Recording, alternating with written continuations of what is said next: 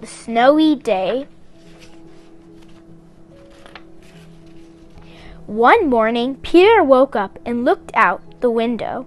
Snow had fallen during the night. It covered everything as far as he could see. It looks like it covered the city. It covered all the top of the roof on their houses. And he's looking outside in his bed. After breakfast, he put on his snowsuit and ran outside.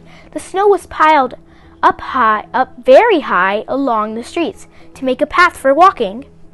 Looks like the trucks had come earlier in the morning to pile up all the snow for them to walk around.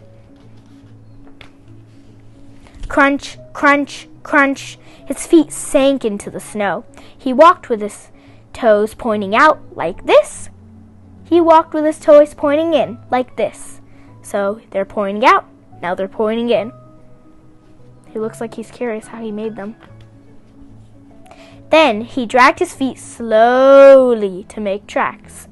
He found something sticking out of the snow that made new track. What do you think it is? It was a stick that was just right for smacking a snow-covered tree. Look, it's in the sky now. It's going higher.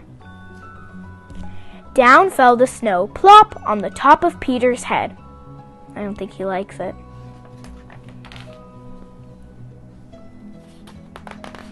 He thought it would be fun to join the big boys in their snowball fight, but he knew he wasn't old enough. Not yet.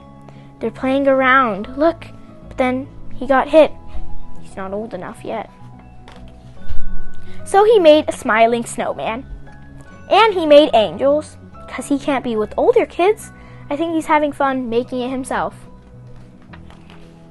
He pretended he was a mountain climber. He climbed up a great, big, tall, heaping mountain of snow and slid all the way down. I think he's having fun by himself. The clouds look really cool.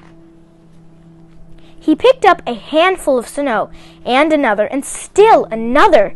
He packed it around and formed and put the snowball in his pocket for tomorrow. Then he went into his warm house. If he said he went into his warm house, I feel like the snowball's going to melt. He told his mother all about his adventures while she took off his wet socks. See, he's telling a story to his mom. And he thought and thought and thought about them. He's in the tub thinking about what he did. Before he got into his bed, he looked in his pocket. His pocket was empty. The snowball wasn't there. He felt very sad. It's wet. I think that's wet. It melted in his warm house. Now he's sleeping. While he slept, he dreamed that the sun had melted all the snow away. But when he woke up, his dream was gone. The snow was still everywhere. Now new snow was falling. Wow. Looks like the sun was melting everything. And then when he woke up, really, there were colorful snow falling down in his neighborhood. After breakfast, he called to his friend from across the hall, and they went out together into the deep, deep snow. Look, they're playing now. The end.